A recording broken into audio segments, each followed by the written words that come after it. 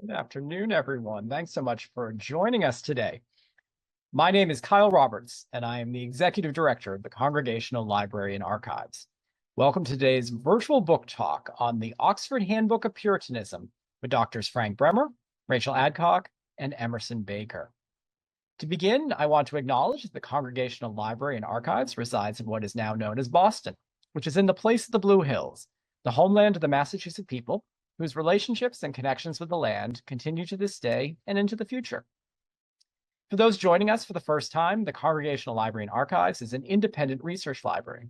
Established in 1853, the CLA's mission is to foster a deeper understanding of the spiritual, intellectual, cultural, and civic dimensions of the congregational story and its ongoing relevance in the 21st century.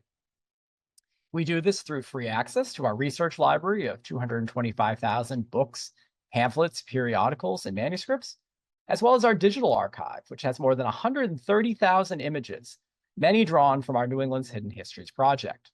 Throughout the year, we offer educational programs and research fellowships for students, scholars, churches, and anyone interested in Congregationalism's influence on the American story. I invite you to check out our website, congregationallibrary.org, for news of forthcoming events. So, a few comments just about how we're structuring today's virtual program.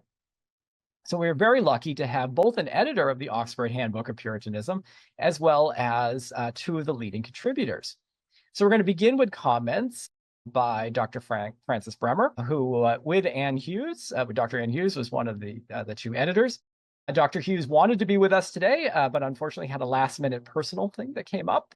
So she will not be with us, but I know that she's here in spirit. Dr. Bremer is going to reflect on the work that went into creating this impressive online resource with 26 leading authors. Then we're going to pivot and we're going to hear from two of those contributing authors, Professor Rachel Adcock and Professor Emerson Tad Baker, on their contributions to the volume, looking at women's roles in shaping Puritanism, as well as Puritans and witchcraft. And so let me start by welcoming Dr. Bremer up to the screen and giving him a short introduction. Dr. Francis J. Bremer is Professor Emeritus of History at Millersville University of Pennsylvania. He's been a visiting fellow at Oxford and Cambridge Universities in England and Trinity College in Dublin, Ireland. I first got to know him as one of the board members of the Congregational Library and Archives, who put a lot of effort into our virtual programming, and I am so thankful to him for that. Frank has published over 24 books on Puritanism in the Anglo-American world, including John Winthrop's America's Forgotten Founding Father, Puritanism, A Very Short Introduction, and Lay Empowerment and the Development of Puritanism. We are all here at the library looking forward to a fully revised 50th anniversary edition, and I still can't believe it's been 50 years, of the Puritan Experiment, New England Society from Bradford to Edwards, coming out this fall. So enough from me, Frank. Take it away. This project, the Handbook of Puritanism, began about 6 years ago when Greg Salazar, who's one of our co-editors, approached me about working on this volume for the Oxford Handbook series. Greg is a Cambridge University graduate who had recently submitted and is now published a book on Calvinist conformity. He's currently an independent scholar and senior pastor of a church in Charlotte, North Carolina. After I agreed and discussed this some with Greg, we invited Ann Hughes, who is a distinguished British scholar, to join us.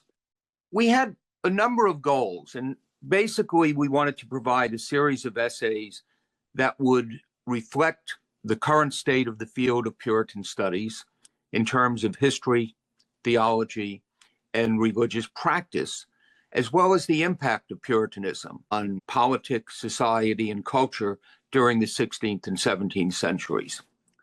We also wanted a section that would include essays dealing with the ways Puritanism has been understood, presented, and used polemically in the centuries since this. One of the first things we decided was that we did not want to impose a single definition of Puritanism. As Ann Hughes says in her introduction to the volume, the definition of Puritanism is contested And the words Puritan and Puritanism are slippery labels. Some scholars treat them as fluid and interactive. Others seek a tight definition. Still others question whether there was a coherent Puritan identity or movement at all. As I noted, we tried not to impose a definition on our contributors, but we did ask them to provide and justify their own definitions or parameters in their essays. We hope that readers will find the resulting disagreement and differences of emphasis illuminating rather than confusing. The disagreement over what Puritanism is extends even to how to spell the words Puritan and Puritanism. Beginning in England a few decades ago, some scholars began to use the lowercase p in their work, contrasting Puritanism with the faiths such as Catholicism and Lutheranism that had a defined doctrinal and institutional identity, and pointing to the diverse and fluid forms that Puritanism took as the essence of it. Close readers will note that I use the lowercase p in my work, while Anne follows the traditional practice and capitalizes the words. We also wanted the volume to reflect the transatlantic character of the movement that has become such an important part of Puritan studies over the past decades. We wished as well to include authors, among our authors, both established scholars and also new contributors to the field, with individuals with expertise in all forms of history, religious studies, and literature. I was just going over the list of contributors before we began this program, and I noted that of the 30 some odd contributors, about 1/3 of them are currently based in UK academic institutions, while there are a whole bunch of others who actually finished their graduate training in UK universities, particularly Oxford and Cambridge. While we don't pretend to have included coverage of every aspect of Puritan studies, we believe that the collection of 31 essays offers a broad-reaching statement of where the field is. Coincidentally, it's being published as we are poised between the 5th anniversaries of the arrival of the Mayflower Puritans in 1620 and John Winthrop's arrival in Massachusetts in 1630. We recognize that the Puritans represent but one of the cultures that shaped New England and the United States, cultures that all deserve to be commemorated and studied. But the Puritan story is an important one, just as the study of Puritanism is critical to understanding the political and cultural transformations of England in the 17th century. As I discuss in one of our essays, over the centuries in both England and America, Puritanism has been invoked in support of various political and cultural agendas, those efforts often involving a distortion of the historical reality or the cherry picking of certain elements of the movement for polemical purposes. The use and misuse of Puritanism has been more common in our country and continues to this day. Some of our viewers have likely heard me evoke the instructions that Oliver Cromwell gave to the artist preparing to paint his portrait in the 17th century. "Paint me," he said, "warts and all." That's a good guide for historians to accept. We need to avoid ignoring warts and blemishes in an effort to sanitize and romanticize our subjects. We also need to avoid focusing on warts to the exclusion of the entire picture. While Anne and I and our individual contributors might interpret the events studied in individual essays in the handbook differently, I think we can all agree that they represent fact-based, insightful analyses of Puritanism and its legacy. And I hope that you'll get some sense of that in listening to Tad and Rachel, and that we'll have a chance to talk more about these issues towards the end of the program. Thanks, Kyle. Great. Thanks so much, Frank, for getting us started and giving us that really nice kind of overview of this project. So we have two of the 26 contributors with us today. I'm going to introduce them both, and I'm going to introduce them in the order that they're going to come on. So first is Dr. Rachel Adcock, a reader in English literature at Keele University in the United Kingdom. Her research focuses on 17th century women's writing, dissenting writing and culture, and textual studies, with a particular interest in the recovery of historically overlooked female writers. Now, she's published widely on women's contributions to shaping early Puritan theology and practice. And her wonderful book, Baptist Women's Writings in Revolutionary Culture, 1640 to 1680, was shortlisted for the Richard L. Greaves Prize in 2016. She is co-editor of the journal Bunyan Studies, a journal of Reformation and Nonconformist culture, and has served on the International John Bunyan Society Committee for 10 years. And following Rachel will be Dr. Emerson Tad Baker, a professor of history at Salem State University, and who has previously served as vice provost and dean of the graduate school there. Tad is the author or co-author of 6 books on the history and archaeology of early New England. Particular favorites include A Storm of Witchcraft, The Salem Trials and the American Experience, and The Devil of Great Island, Witchcraft and Conflict in Early New England. He has served as a consultant and on-camera expert for historical documentaries and TV shows for networks ranging from PBS and the Learning Channel to Smithsonian and the History Channel. So with that, let me introduce Rachel. Thanks ever so much, Carl, for that kind introduction. I'd like to thank you, everyone at the Congregational Library, for hosting this talk and for inviting me. And also, I'd like to take the opportunity as well to thank Anne and Frank and Greg for inviting me to be part of the project. I've thoroughly enjoyed it, as it will come across in what I say in this talk. I was delighted to have the opportunity to extend my own knowledge of the range of ways women fostered and shaped Puritanism, and in the process increased visibility of their achievements. Indeed, one of my aims was to encourage a greater appreciation of overlooked Puritan women, as well as those who are familiar figures. In the chapter, I consider women like the New England poet Anne Bradstreet, the more controversial Anne Hutchinson, as well as the parliamentarians Lucy Hutchinson and Lady Brilliana Hardley, women whose stories have tended to capture more mainstream scholarly attention. But I also tried to bring to the fore some lesser known women as well, and I've chosen 2 of those sort of lesser known women as my examples today. I also wanted to think broadly about women's contributions. By the time I began my career studying 17th century dissenting women in the late 2000s, the scholarship was tending to suggest that it was mainly later radicalized or sectarian religious culture which positively facilitated greater female intellectual activity and agency.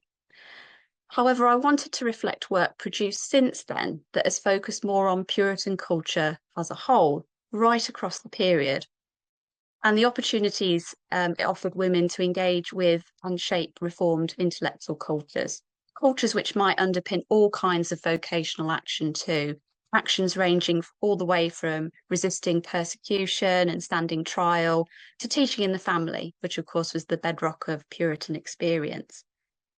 As Joanna Harris and Elizabeth Scott Bowman have recently argued, Puritanism fostered a cultural milieu strikingly conducive to women's intellectual lives. And sometimes this complicated traditional domestic hierarchies, which I find really interesting. I'm reminded here of a lovely anecdote that Joanna Harris records, and I wish I'd have found it because I think it's great, regarding the staunch parliamentarian and Puritan Lady Brilliana Harley, whose conformist brother, noting the topsy-turvy nature of his sister's Puritan household, wrote that she was much more likely to write letters to him about a good scholar, a tutor for her son, while her husband, by contrast, often wrote to him about things like cheeses. So just kind of indicating the ways that interests might work in different ways in a Puritan household. Harley and many other women in my chapter became part of what Kate Narveson calls a quiet revolution, moving towards the democratization of religious experience. Through reading, thinking and writing, lay people, and particularly women, developed what we might call interpretative authority when reading scripture, the ability to think critically about and apply what they read, which in turn facilitated personal and political action. It was a movement, I think, that encouraged individual responsibility, curiosity, and critical engagement.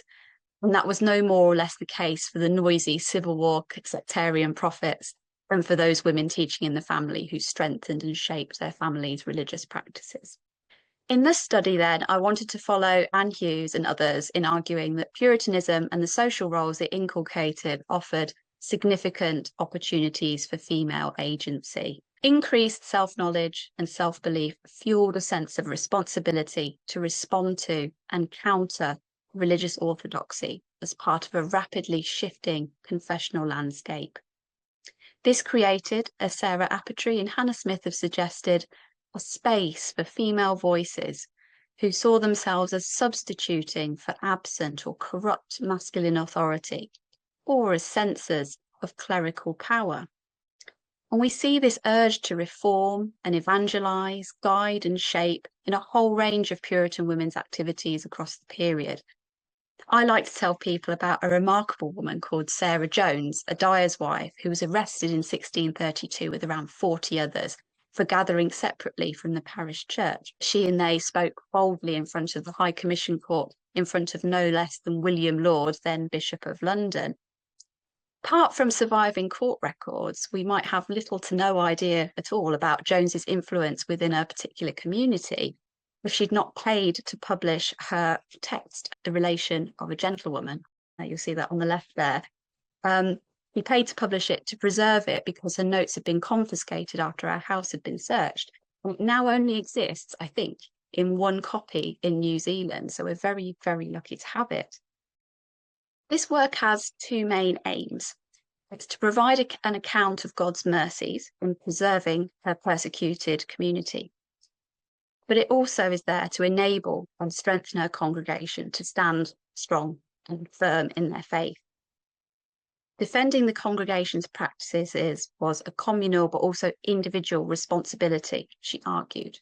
The court wanted to blame the accused's ignorance and supposed lack of education. So she responds, I spake and writ this writing, being a sufferer with the 40, we being blamed and counted not able through ignorance to defend the way we walked in. And this text is evidence that she and her community are not ignorant at all. Jones's statement that she spake this text is unusual and probably reflects a freedom of expression allowed to women in the early days of the gathered churches. But she justifies this throughout the text by comparing herself to the biblical leader and prophet Deborah. This allows her an authoritative role, albeit one that she says would be more effective if a worthy Barak would join her. So Barak as being the military leader who joined Deborah and defeated the Israelites' enemies in the book of Judges. And she says here, she pleads, I would some more honoured, uncovered head and stronger hand would digest, hew the cud and break, set out and analyse these things in a more ample manner. Oh, that some worthy Barak would go forth with valiant Deborah herself and set the armies of Jehovah in order, even the fellowships of the saints. This is quite forceful writing. Jones is keen here to frame her rallying call, this call to order, as a last resort. The saints need to capitalise on this moment to unite against their enemies, their persecutors. But she also draws on tropes of female modesty, where she calls for more able male assistance. But newly authorised by the threat to the saints, Jones is able to use her voice to address male error on the part of the bishops who are persecuting her, but also the inaction of her own ministers and fellow congregation members. And she uses her text to shape her church into some kind of order, the right principles that all her congregation members should be then equipped to defend. So in the absence of male leadership, she sees herself stepping into the breach to lead her her fellow saints. Jones's arguments were quite visible and confrontational, but in the chapter I was also keen to explore how women might also nurture Puritanism in their households, finding other ways to counter error or inaction and foster strength of understanding. From its earliest days, as Richard Greaves argues, household teaching had to supplement and sometimes correct what was learned in the parish church. So it was critical in shaping spiritual ideas and loyalties. In the chapter, I talk about accounts of women instructing their children and servants, using sermon notes as teaching aids, producing mothers' legacies to advise children in the case of the mother's death, and in one instance, running a boarding school. But household teaching could also extend outside the family and into more public debates. One woman I discovered while I was researching the chapter was Dorothy Birch, a moderate Puritan mother of the lower sort who lived in Stroud, a small fishing village on the River Medway, and whose story has been illuminated ably by Paula McQuaid. Birch had written a catechism intended for private use, emphasising the doctrine of double predestination in contrast to the covenant works. However, once her village's Puritan leading minister was replaced by a Laudian who upheld ways descended from Rome, she decided to publish what she'd written to shape and strengthen the knowledge of her wider community of fishermen, oyster dredgers, and mariners, whom the minister had dismissed as poor, ignorant, simple people who knew nothing of God. As God had promised that he would enable the lowly and the humble to speak to confound the mighty, Birch's text became a means through which he could be glorified and a community strengthened. So her private instruction, meant for the family for her own personal use, became a public declaration. Women's engagement with Puritanism was not uncomplicated, and sometimes their initiative was viewed as overstepping the boundaries of what was expected, particularly when emerging groups and congregations were seeking greater acceptance and respectability. Even despite these constraints, however, women played an integral role in sustaining Puritan communities and congregations in a variety of ways, through their writings, but also through more practical economic ways, providing meeting places, sometimes parts of their homes, sponsoring godly ministers, and funding and arranging publications by ministers and themselves as well as setting up and participating in gathered congregations.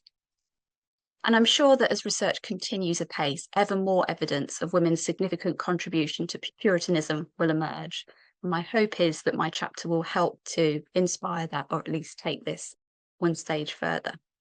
I'll just finish by showing you a slide of some suggested further reading. A couple of texts on the left are books that I've engaged with very recently and find really useful. The two on the right I particularly wanted to draw your attention to. This series of publications called The Other Voice in Early Modern Europe. If you want to view Puritan women's works from the original but published in a modern edition, there are lots of really good quality there's lots of good quality scholarship around this available in these books. So Anne Bradstreet there on the left and Mary Franklin there on the right. So it's my suggestion for further reading. Thank you very much. Well, you'll actually see some interesting connections to Rachel's talk in some ways, because actually witchcraft was very much a gendered crime. I'd also too like to extend my thanks to the editors. This was a neat opportunity for me because I am really principally an expert on New England witchcraft and the Salem witch trials, and I've longed to put it in an English Atlantic context. In fact, actually, as those of us tuning in who have worked on the witch trials know, Salem is kind of an all-encompassing thing, and when you start your project on the Salem witch trials, you think of all the things you're going to do. I'm going to talk about Andover, and I'm going to make it transatlantic, and all of a sudden you find yourself into what might be a 3-volume history of the witch trials. So I never really got to explore the links, those transatlantic links, as much as I would like, and this was a great chance to do it. In large part, too, because there is a huge, explosive amount of literature written on witchcraft in Europe and the Americas in general, and on England and the Americas as well, over about the past 40 years. And to really be able to dive in deeply into this literature and try to examine the issue of Puritans and witchcraft was a lot of fun for me. And I think I come up with some interesting connections. I want to focus on a few of the major episodes of witchcraft in the English world, English Atlantic world. And of course, the really sort of the mother lode here are the East Anglian witch hunts from 1645 to 1647. And by the way, if you're interested in this at all, Malcolm Gaskell's Witchfinders is just an absolutely brilliant book, highly recommended. It was helped guide me along the path. This witch hunt was really quite infamous. for its size and scope in English history. East Anglia, of course, is the region to the northeast of London, Norfolk, Suffolk, Essex, and Cambridgeshire, which was a Puritan stronghold religiously and also politically and militarily during the English Civil Wars, and also, of course, home to many people who left this region during the Great Migration in the 1620s and 30s for the New World, for New England. And in 1645, two Puritan lesser gentlemen, as we say, Matthew Hopkins and John Stern, are empowered by the court to begin a witch hunt.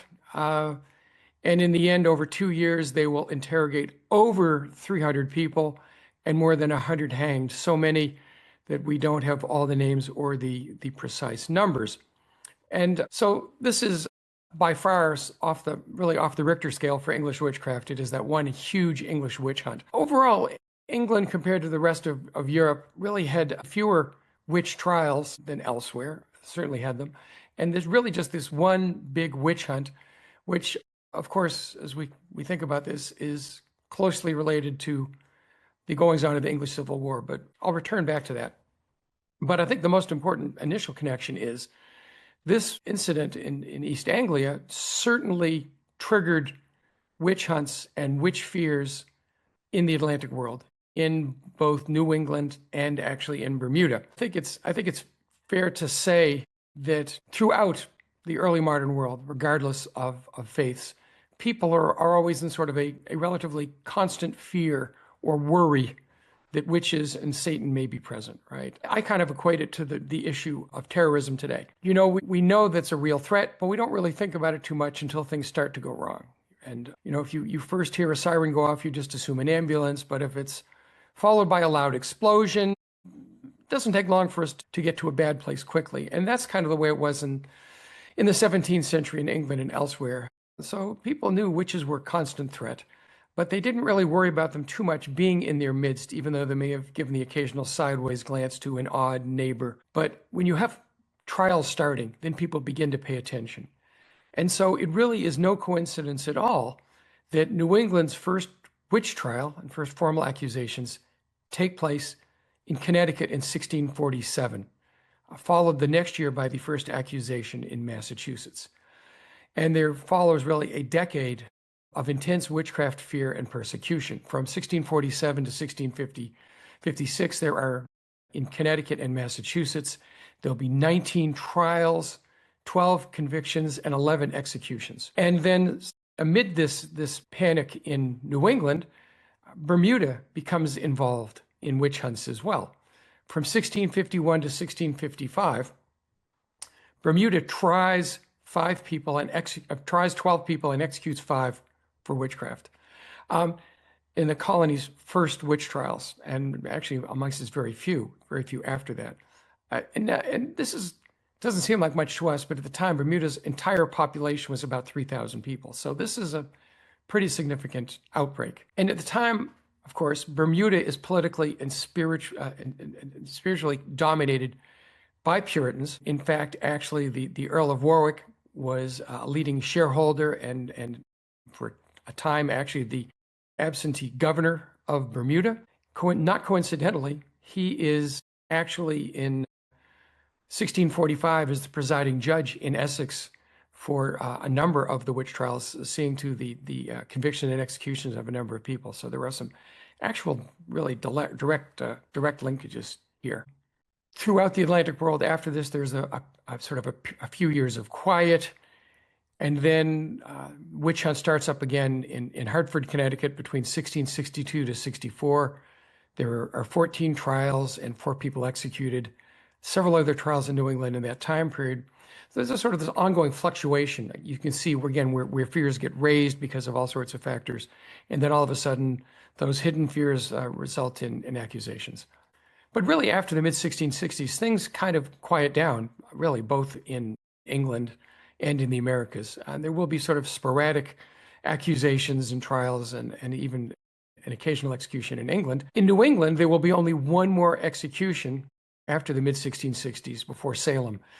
And that, of course, is the rather famous case of Goody Glover, the Irish woman who was tried and convicted and executed in Boston in 1688. And that, of course, leads to the big New England witch hunt, Salem, 1692 to 1693. And again, more like the scale of East Anglia, and as I studied them, some really interesting parallels. There were at least 156 people accused that we know of that have surviving documentation. There were some more that were at least informally cried out upon. 19 executed, 1 pressed to death, and died in prison while awaiting trial or awaiting release. So one of the big questions was, is there a special link in any way between Puritans and witch hunts? And to some degree, some of the theology is suggestive of that, as well as maybe the pattern. Because yes, in fact, there are admittedly no witch trials in non-Puritan English colonies, or almost none, right? It really seems to be, in America, it seems to be a New England kind of thing. And as a matter of fact, one of my big complaints about the Salem witch trials is that people have this, Americans at least have this real stereotype about witch trials and Puritans based on Salem, where all witch trials have to involve Puritans. They must be dressed in black and white with buckles on their hats. And there are girls screaming and writhing on the floor. Clearly not always the case by any stretch of the imagination. And a really crude stereotype of Puritans who actually wore rather sometimes fancy clothes and furniture and enjoyed a companionable drink and a good laugh, but that's another story. Anyhow, but this really nagging question has been bugging scholars going back into the late 19th century. And yes, Mary Beth will start at Cornell, because the eminent George Burr was the first to maybe formally make the connection between Puritanism and witchcraft. And he did note this pattern of that, while yes, witchcraft was a universal across Europe, the Puritans seemed to be particularly good at this and particularly relish it. And so he sort of threw out that opening salvo in this debate, which has gone back and forth amongst Puritan scholars and on both sides of the Atlantic, more or less ever since. In the more recent 30, 40 years, I think their views have become much more nuanced, but there are many sort of pros and cons as to what was going on. So and I won't bore you with the historiography, but one of my jobs is to try to figure out, okay, what is that relationship and how special is it? So first off, I really kind of need to back up and point out that really witch hunts are a near universal across time and space and religion in world history. And that really almost every society has some version of witchcraft and demons and devils. And in fact, the Great Age of Witch Hunts, which lasts roughly from about 1450 to 1750 across Europe and all of our colonies. And when I say across Europe, I mean all the way from Russia to Ireland and Italy and all points in between. All of these places suffered witch hunts during this time period. About 100,000 people being tried, roughly half of them executed. Puritans actually, in the big picture, are a fly speck here. Puritan courts ordered less than 1% of executions during the Great Age of Witch Hunts. Now, in large part, that's because about half the deaths, about 25,000, take place in the German states, an area that's an intensive religious, political, and really military battleground between the forces of Catholicism and various Protestantism, the forces of the Reformation, the Counter-Reformation, all kinds of tensions there that ended up resulting in huge witchcraft accusations. And we're talking about a scale unimaginable by English standards. For example, in East Anglia is by far the largest, the one great huge English witch hunt, and yes, is led by Puritans, magistrates. It's not even the 25 most lethal of witch hunts in Europe during the Great Age of Witch Hunts. And I don't mean to diminish the suffering in England and New England. As a matter of fact, my ninth great uncle, Roger Toothaker, was one of the victims in Salem. But that is to say, it's relatively minor compared to elsewhere. Compared to, say, Cologne, Germany, where in a decade starting in 1626, there are about 2,000 people executed for witchcraft in the largest witch hunt on record. And in fact, there are only 4. There is a question well, what about Calvinism more generally rather than just Puritanism, right? There are only 4 Calvinist witch hunts to make the top 25 list. So again, yes, the English and the Scottish Presbyterians and New England Puritans had a particular special ability, I guess, in some ways, in relationship with witch hunts. But frankly, so did pretty much everybody else in this time period, right? One of the key things in trying to look at, though, is the factors and what caused a Puritan witch hunt, for that matter, and how does that differ maybe, or is it similar than other places? And what's really clear is that religious strife alone is not enough to cause a witch hunt. It also needs some other factors at play here. Internal and external threats, such as war, famine, political conflict, and in particular, it seems to be the case when there is a weak central government that seems unable to protect its population from these internal and external threats, that oftentimes people will take the recourse of accusing witches and really trying to scapegoat, right, to find out who is responsible for the trouble in their family, in their village, in their state. Also, too, as many scholars have pointed out over the decades across the studies of witchcraft, neighborly tensions are a key factor here. Social change and also dislocation are important contributing factors. And as I say to Rachel's work, regardless of the religion involved, witchcraft is a gendered crime, right? Throughout time and place, about 3/4 of the people accused of witchcraft are women. And the gender nature of it is even more pronounced than that, because many of the men who are accused are either family members of women who are witches, because witches is generally believed to be passed through families, or other cases, defenders. Wow, we thought you were okay, but now you're accusing a witch. What does that say about you? And that's how it spreads, right? So what are some of these similarities, and what are the tensions that these Puritan witch hunts have in common? Well, East Anglia, Salem, and Bermuda are all Puritan colonies, territories that are beset by political and religious threats at the time of their big witch hunts. And what that really leads them to do is fear that Satan is in their midst, and Satan was a very, very real threat to Puritans in the 17th century, who believed that he could take corporeal form and walk upon the earth. And so the fear of Satan and all the things going wrong lead all of these places to carry out campaigns of moral reformation led by the government. And this is taking place in East Anglia in 1650s, and Salem in the 1690s, and Bermuda in the 1650s. Carrying out these campaigns for moral reformation led by the politicians, the Puritan politicians in the Puritan-led government, but then actively supported by the Puritan clergy to carry this out, right? And of course, this clergy draws heavily upon Puritan theological works, William Perkins perhaps in the lead here. But having said that too, there really seems to be nothing really unique in Perkins and other Puritan divines and clerics who delve into witchcraft and how to detect it and how to prosecute it. That in fact, there really isn't a lot new in Perkins compared to earlier works, Catholic works going back to the Malleus Maleficarum in their discussion on how to deal with witches, right? Interesting thing, though, about particularly East Anglia and Salem, which are the ones to me that are really interesting because of those two huge outbreaks.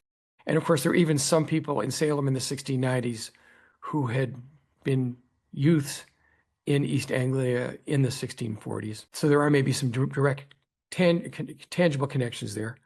But both in East Anglia in the 60s and Salem in the 60s are in the throes of major crisis, right? East Anglia is amid the Wars of the Three Kingdoms, and Salem is on the losing end of King William's War with their French and Native American neighbors to the north in Maine and New France and Acadia. And so both of these wars are definitely political and military conflicts, but heavily spiritual overtone, right? Where royalists against Parliament is also really Anglican, if not Catholic, versus Puritan in England. And of course, in New England, the Puritan Massachusetts Bay sees in some ways this war as an existential threat with the Native Americans and the French, because particularly these are perceived as those dark forces of the Catholic Church, the Pope, who are allied and are trying to destroy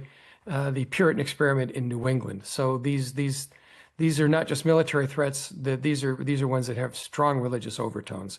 And so again, they lead to campaigns for moral reformation. But at the same time, too, neither of these regions, East Anglia or Massachusetts, are in really sort of full-blown crisis and war mode. They are not on the front line of these wars by any stretch of the imagination. They are in safe territory under Puritan control, safe enough so that the courts can meet and will be able to function quite well in carrying out these witch hunts, unfortunately. One interesting aside is the process in both of these conflicts. Both in East Anglia and Salem, there's an extensive feature of searching the accused witches for evidence of witches' teats that, of course, Satan's minions would use to suckle from, to give them sustenance, to drink the witch's blood.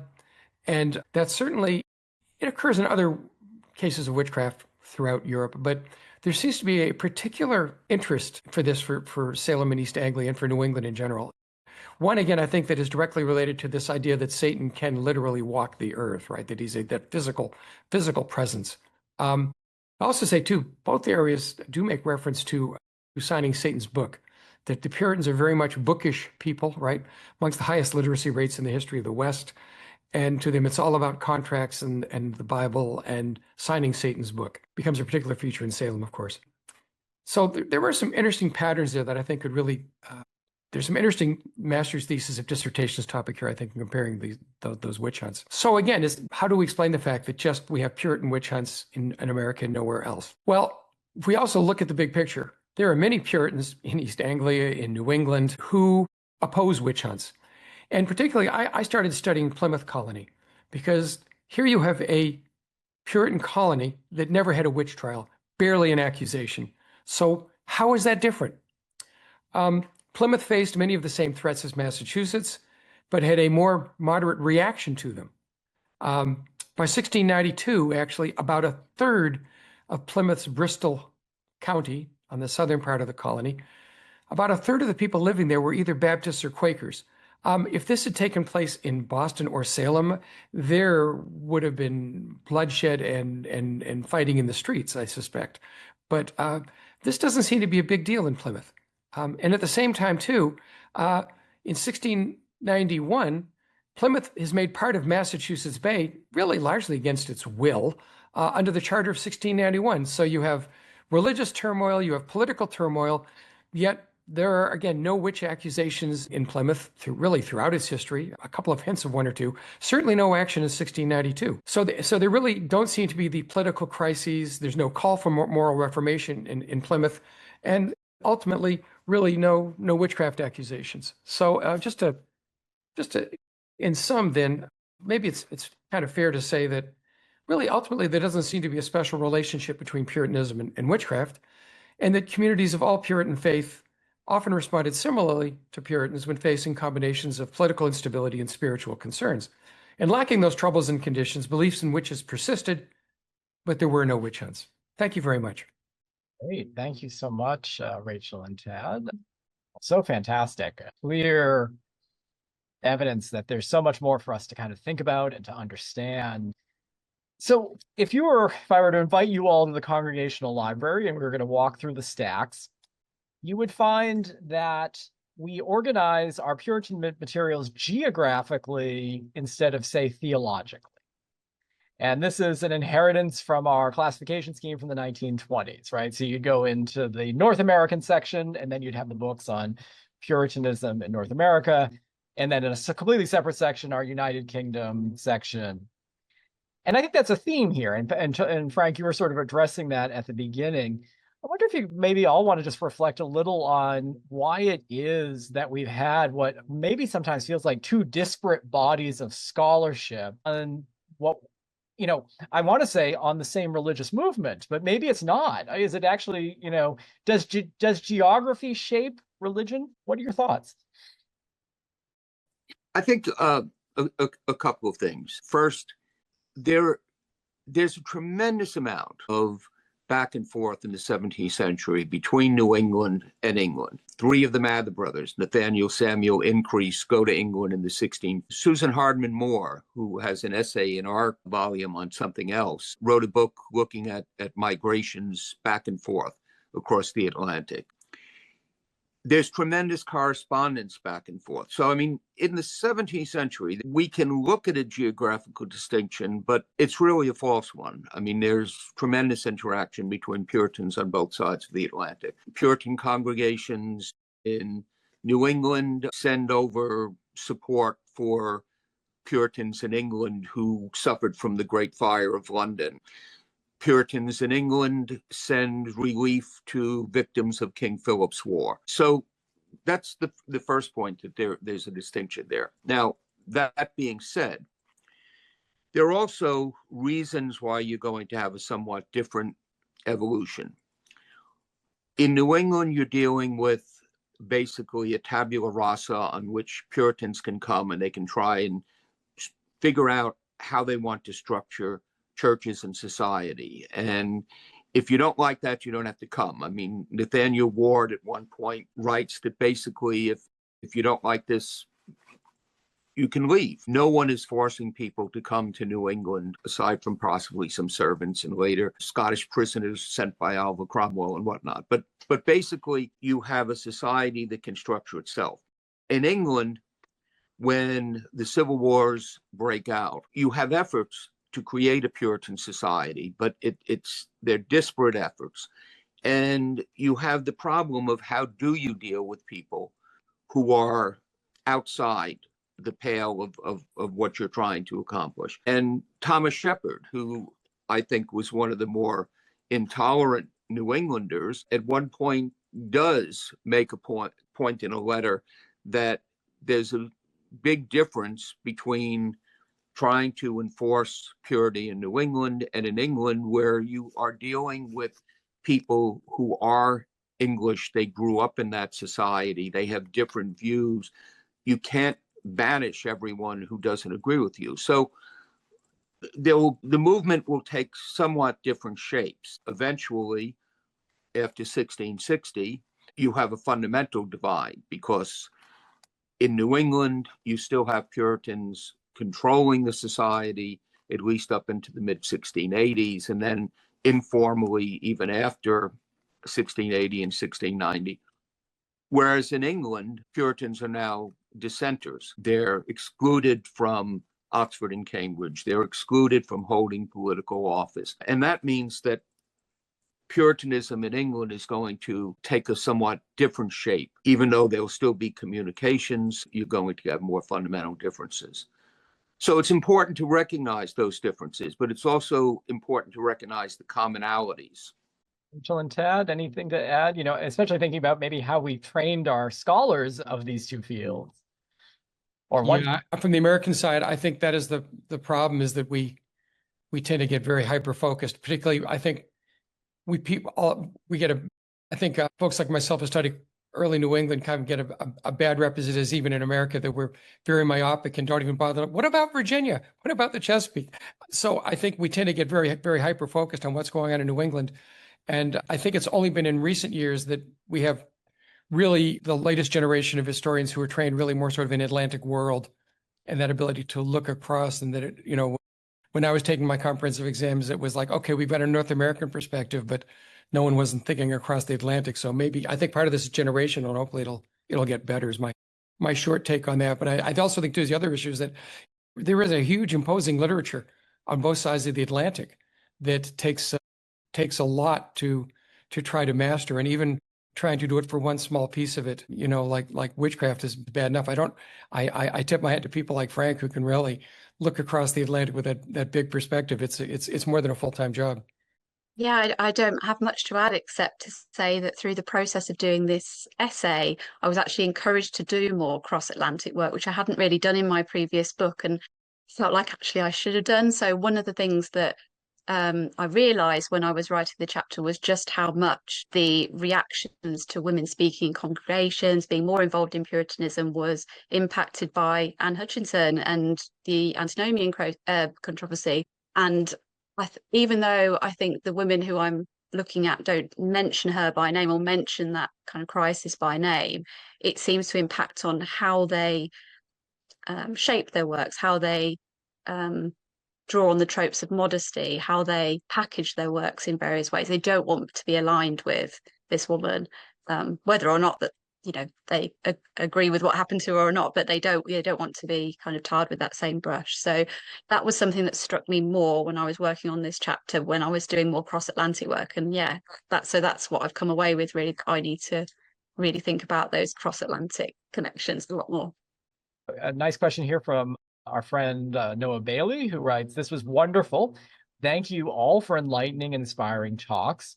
I recently heard a scholar complain that Puritan scholars are too Anglo-American focused," okay, which is my question here. "You three sounded helpfully articulate regarding transatlantic issues, and I thought I heard some striking references to Europe as well. To what degree are Puritan studies exclusively Anglo-American, and to what degree do we need to go, I think we're talking even broader here, right? To think about, do we need more emphasis on the larger European context? Mhm. And maybe if I can piggyback on Noah, the North American context, the indigenous context." Yeah, I think it comes down in some sense to how you define Puritanism. Certainly, if you broaden it to Calvinism, there is a lot of studies going on in terms of the links between English Puritans and other Calvinists. There's a lot of good work that's been done on the effect of English Puritanism on the Dutch further Reformation in the 17th century and the spread of English pietistic works throughout Northern Europe. We made a couple of decisions. One is we basically were looking at the English-speaking world. There is some material that deals with Ireland, where there was a strong Puritan influence. David Mullen wrote a book, Scotch Puritanism. We did not specifically look at Scotland because we thought that Scotch Puritanism was distinctive enough that it would be hard to fit into our thing. Some of the essays do deal with Bermuda, Providence Island, and some of the other colonies within the broader Atlantic world. So, I mean, and it is important to be aware of Puritan links with the continent. And as I said, I think some of the works that we have do deal with that. Jump in. There's a great question here from John Putnam, who says, "I find it fascinating that the early Puritan movement in North America was rather quickly silencing women's voices. Did the same thing happen in the United Kingdom? Even though women's public voices were silenced in North America, what accounts for their relative silence, at least in popular history, in the United States until the 19th century?" So kind of two-part question there. I'd like to address that a little bit. To say that women's voices are silenced in New England is overstating. And I think some of this comes because we tend in talking, as Rachel pointed out, in talking about Puritan women, often about Anne Hutchinson or Mary Dyer or people whose voices certainly were silenced, although I would argue not because they were women, but because of what they were advocating. But a few things with women in New England. First of all, there's a large degree of literacy. If you look at inventories of women's estates, many women not only own Bibles, but own theological works. They did in New England, as in England, as Rachel pointed out, instruct their children, instruct their servants, in many cases criticizing or commenting on what the clergyman said in that week's sermon. Some New Englanders, and we don't know how many, allowed participation of women in churches. We know that the Puritans, pilgrims, if you will, who came to Plymouth were members of John Robinson's congregation in Leiden in the Netherlands. John Robinson allowed women to prophesy, to get up and speak in congregations. He wrote at one point that one faithful man, yea, or woman either, may as truly and effectively loose and bind both in heaven and earth as all the ministers in the world. And that I see not, but a woman may reprove the church rather than suffer it to go on in apparent wickedness. One of the problems we have as historians is that people in the 17th century didn't know what we were going to be interested in. And so they often didn't keep records. You can find glimpses in church records of women who speak up. The fact that after the Antinomian or Free Grace controversy, that many clergy wanted to shut down such conferencing, private gatherings of lay people, but it didn't happen, is indicative of the fact that there are such conferences. In England, Bridget Cook led a conference similar to what Anne Hutchinson led in Boston and was able to offer spiritual guidance. There are examples of this in New England. There's a question as to whether or not women members of a congregation could vote. Did they cast their votes? Well, we don't know for sure. In at least one case, we have a record that John Cotton, in bringing a matter before the First Church Boston, asked how the women voted and expressed the belief that women should be able to participate in these things. Women in many New England congregations have the right to get up and speak. Well, in certain circumstances, all of the testimonies that are recorded as Thomas Shepard's conversion narratives and so forth, most of those are by women who got up and shared their religious experience to others in the congregation. Now, you don't have women in New England becoming preachers as you do on the streets of London and elsewhere in England. So there are some distinctions. But I think a lot of the impression we have of women being silenced is because we focus on the few who were, and we don't ask enough questions about ordinary women who were influencing others in their faith. And Rachel might want to add to that. I know she studied this a lot more intensely than I have. No, I'm really glad, frankly, we're talking about the US context, which is I'm more familiar with the UK context, British context. Yeah, it's complex. I totally agree that it's not really a case in England of women being silenced. I think there is a sense that women are, as the century kind of progresses, and obviously that depends on where, what kind of congregation you're thinking about, what kind of context there is. But there tends to be fewer female preachers. There tends to be fewer women who are speaking out publicly, though women are still, of course, participating in congregations. You get things like a really famous example is that of Susanna Parr down in a congregation in Exeter, which is quite a lot of people know about. That she writes famously that she was originally allowed to speak in her congregation, but then after a few years, the minister Lewis Stuckley and his assistant Thomas Moore, they decide that women can't speak in the congregation anymore, and this causes a huge upset in the church. She's very upset and she's eventually excommunicated. And that kind of event kind of happens across the century in different places at different times. And there are arguments about whether, what kind of role can women play in a congregation? Can they speak? Can they prophesy? If they prophesy, do they have to have a veil over their heads? Are they prophesying in a different room?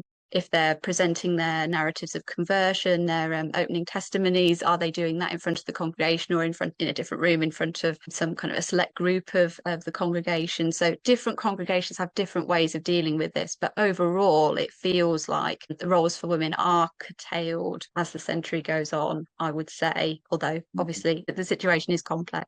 So yeah, it's tricky because Puritanism, I think, it's a movement, it's a kind of impetus that involves conscientious questioning, but of course for women that then comes up against all kinds of hierarchies and strictures and things, so inevitably there are going to be these problems. I think we're going to have lots of great questions in here from our good friend Reiner Smolinski, who thanks you all for a fascinating presentation.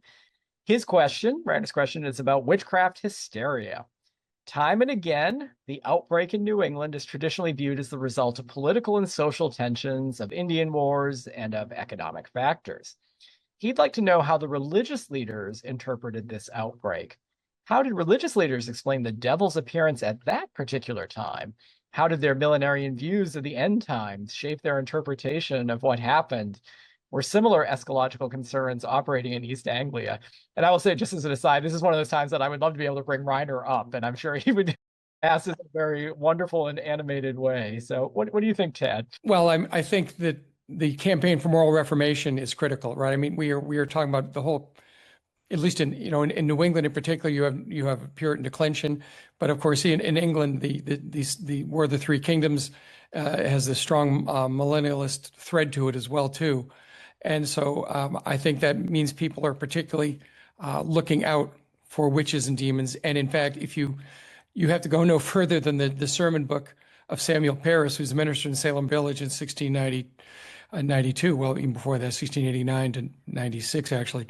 And we have his sermons, and it is Old Testament stuff. He is preparing literally for war, and that Satan is in our midst, and we must go to war. And one of the striking lines in there, Old Testament, make thine enemies thy joint stool. So the ministers in this sense are, I think, particularly Paris in Salem Village, are sort of whipping up the sentiments of this. And I'd also say too is one thing that I've noticed is that there is this struggle going on in New England, that the people there are actually 5 ministers who were accused of witchcraft in 1692. Only one, George Burroughs, who actually is tried and dies. But there are others who were cried out upon or informally accused, and Samuel Willard, minister of South Church. But if you look at the ministers who are accused, and family members of theirs who are accused too, because there's over a dozen family members. By the way, including Maria Cotton Mather, who's informally cried out upon at the end. All of these, almost all of these ministers are in congregations that have accepted the halfway covenant. And that is not a coincidence either, too. So that is to say, I think, but at the same time, too, I think to their credit, most of the ministers, even Cotton Mather, are trying to be as even-handed on this as possible. They are brought in to try to convince people to confess, and also brought in, the judges ask them about the evidence, particularly the use of spectral evidence. And even here, I think the ministers try to be even-handed and say, well, use this stuff carefully. But then, of course, they end up saying, like, Your Honors, you're doing a great job. Keep it up. I think that certainly this was something that the ministers through the Jeremiads had been preaching in New England for decades.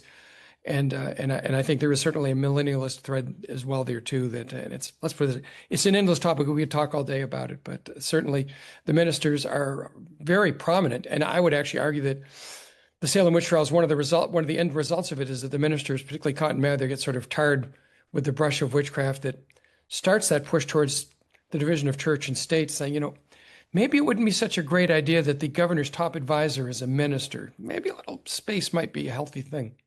Fantastic. Thanks so much. And I'm loving the range of questions in here. There's one from Charlie Hambrick Stowe, a longtime friend. Frank, you served with him on the board. And this reminds me, Frank, of your contribution, right? So you've been talking about it as an editor, but you have a contribution in this piece. And Charlie writes, if you could say one thing about the legacy of capital P, lowercase p, Puritanism for the 250th anniversary of independence and have it widely heard, what would it be? So can we draw a line from 1630 to 1776?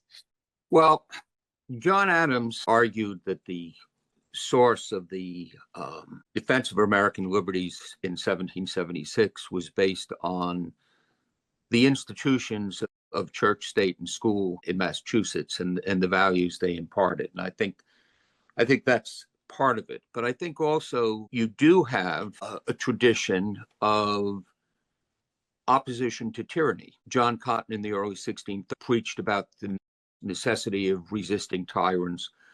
When word of the execution of Charles I got to New England, Cotton preached a fast day sermon in which he approved of it and basically justified it. The resistance to the Dominion of New England in 1689-90 also draws upon a Puritan spirit. And a lot of the arguments at the time of the Revolution draw on some of the Puritan sources. And, Sam Adams signs some of his letters a Puritan. John Adams signs letters to the newspaper with the name William Bradford, and others with John Winthrop. So you have that. And you have in 18th century Massachusetts, you have individuals naming their son Oliver with a surprising number of instances. You have the Cromwell's Head pub is established in Boston. So, I mean, these are people who are aware of a heritage of resisting tyranny. And I think that is a connection. And I explore some of that in the early parts of the essay in the handbook. Thank you. If I could add to that, I'm working on a book right now in the aftermath of the Salem witch trials.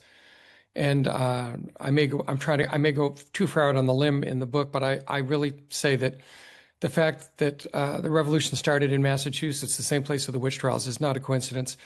That in fact, we probably would not have a Bill of Rights if it had not been for the Salem witch trials. And that people like John Adams are citing constantly the injustices, and Thomas Hutchinson too, the injustices of the Salem witch trials. And in fact, when of course, he's maybe the most courageous act John Adams ever did was to defend the British soldiers who fired at the Boston Massacre. And he said to not have done so would have been as foul a stain on Massachusetts as the execution of witches and Quakers. So these people knew this. John Hancock's great-grandfather was a minister in Chelmsford during the witch trials, trying to protect one of his parishioners from accusations. Ben Franklin had an aunt and uncle who accused people of witchcraft in 1692 in Salem Village. So the connections, and they're not that far away. The last accused witch from 1692 died in 1772.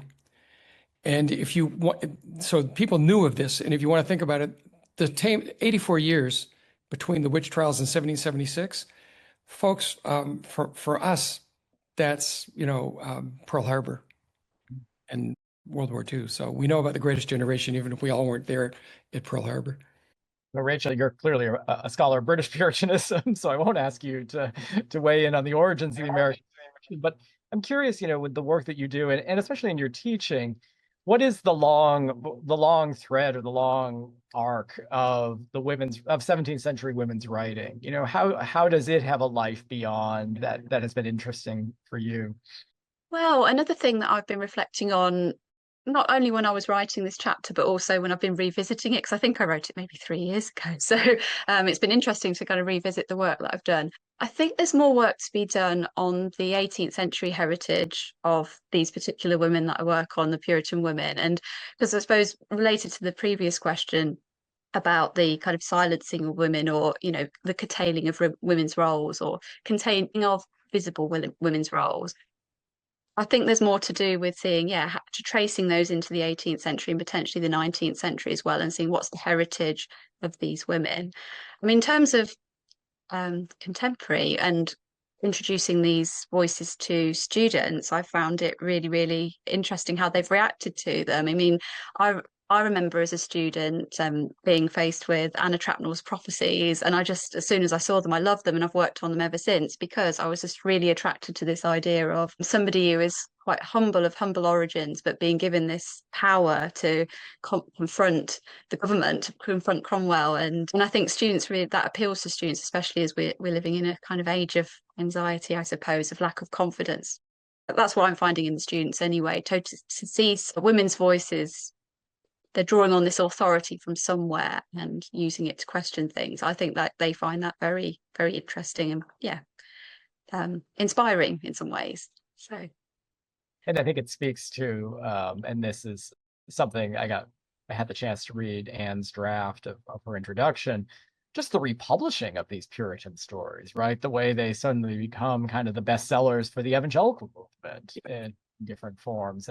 It's a fascinating group that has a very long legs into our culture. So a question here, Tad, for you from our friend Mary Beth Norton, who says, you mentioned Andover briefly, but she'll admit that she's never really figured it out. So what's going on? Can you have more of an explanation of the pattern there in Andover? Well, as I say, there's another whole book right there, right? And there actually is a book on Andover that came out a few years ago that's got some interesting insights. Andover is so fascinating because it's late in the witch hunt, really. And really, the accusations take place in August, and this is where you have essentially the mass confessions. And there's a real question there as to what degree are people just confessing because that seems to be a way to escape punishment, at least temporarily, right? If not, no one knows in the summer of 1692 when the trials are going to come in. And it could be, if you confess to witchcraft in August, you're going to be executed the next month. But by the midsummer, it certainly seems that all those people who've confessed, starting with Tituba, they're all still alive, right? So to me, the big question is where I think Andover really could use more study, and this pull it back to Puritanism, is the importance of confession. And really what is going on spiritually with the witch trials, and that in many ways, I like to think that in some ways the people in 1692 in Massachusetts didn't have a way out. The witchcraft is a capital crime. You can't plead it out to a lesser offense. Yet you have all these people who confessed, and even Cotton Mather says, well, maybe we need to come up with some way to some sort of lesser thing, you see. But I think in many ways what the whole colony was yearning for in 1692 was this campaign of moral reformation. where you would have people openly confess to sins, particularly the sin of witchcraft and all of these sins that had brought ruin upon the colony. So unfortunately, when people do that, then you're just left with over 50 people who've confessed to being witches. And again, largely from Andover. And of course, at the time, Andover is a community that is very much split with two ministers. You have Reverend Dane, who is informally cried out upon, and Bernard as well. So it's an area that soon will divide really into separate parishes and eventually separate towns. And I think it's a great sort of micro study, and one that I'd like to see. I think we just need to focus in on Andover, and particularly to look at particularly all of those confessions coming out of Andover, and what is the timing of it, and about the contents of them, because these are the ones that are spectacular, right? These people who say, yes, I was at this gathering with Satan, and there were 300 people there, and and all of this sort of stuff here. And I think, Mary Beth, I have not sorted it all out, but God, it would be great to just to do that. And I think there's a lot more work that can be done on Andover, and I wish I had all the answers. Just two more questions, and then we'll wrap this up. So the first one is near and dear to our heart here at the Congregational Library. It comes from Judith Johnson. What would you say that there is a distinction between Congregationalism and Puritanism? And I realize, Rachel, you in England, they might be independents instead of Congregationalists, but the opening for this book kind of puts 1690 as the endpoint on the Puritan movement, and of course, we are the Congregational Library here. Are they one and the same, or is there a difference between Congregationalists and Puritans? Well, they're not the same. I mean, people at the time made distinctions. I think Congregationalism is very much more bottom up. It believes in a participation. It believes in the control that the congregants have over the direction of the church, their ability to choose their ministers. It's fundamentally rooted in lay empowerment, as I've written about. Now, I think what happens is, as the course of the 17th century in New England evolves, there is more and more of an effort on the part of clergy to assert greater control, both over the congregations, to have consultation. You have all the debates as to whether or not a synod or an assembly can be authoritative or advisory. But the movement is gradually, and particularly as you get to the late 17th century in Connecticut, towards a more Presbyterian hierarchical element within Congregationalism. And, I think one of the things that I've made a point of in some of my books is that I think the early element of participatory democracy in Congregationalism has often been neglected, because most of the histories of this period are written by clergy, whether it be William Hubbard, whether it be Cotton Mather, whether it be Increase Mather. And as a result, there's a tendency to emphasize the clerical role. But I think it's important to recognize that Congregationalism does have that participatory element, because I think it becomes the model for the town meeting. It becomes the model for, well, going back to the Mayflower Compact, which essentially is the equivalent of a church covenant. And when John Adams talks about the importance of the Puritan legacy, he's thinking about this involvement of the people, which in politics turns into their ability to petition, their ability to protest, and so forth.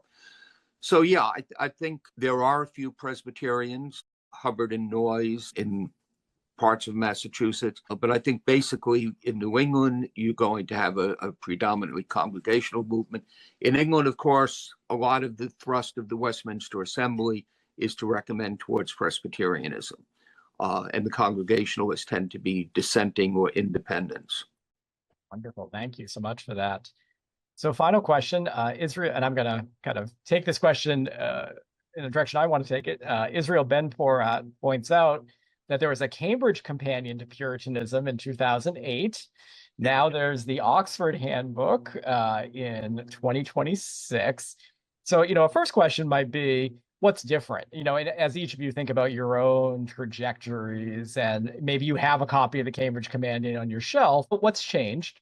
But I will add, I'll add a twist, and that is when the Yale companion to Puritanism is published in 2040.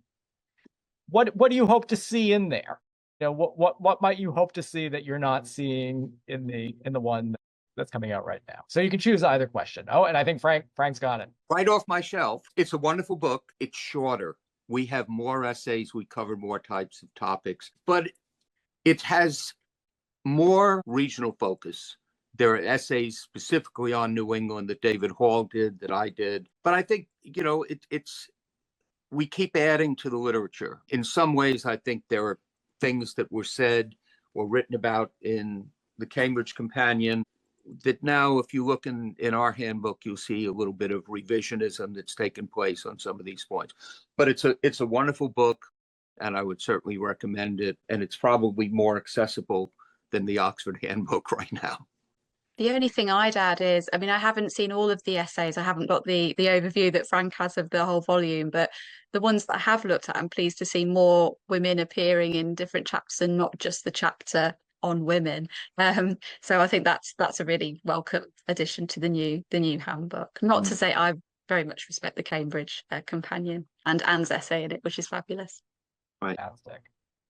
Kyle, I just add that I think the advances in witchcraft studies in at least New England and England both in the 21st century are really extensive that just would not be included. I mean, well, Mary Beth's book is a little before that, 2003, but really, Marilyn Roach's work, the whole records of the Salem witch hunt by Bernie Rosenthal, Margot Burns et al.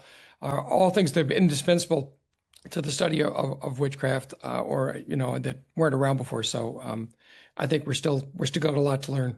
So I'll look forward to that Yale volume in another 20 years. Thank you all so much. Go to your local library and ask them to get the Oxford Handbook so you can read it. Fantastic material. And we look forward to hopefully having all of you on for a future program. So thanks so much.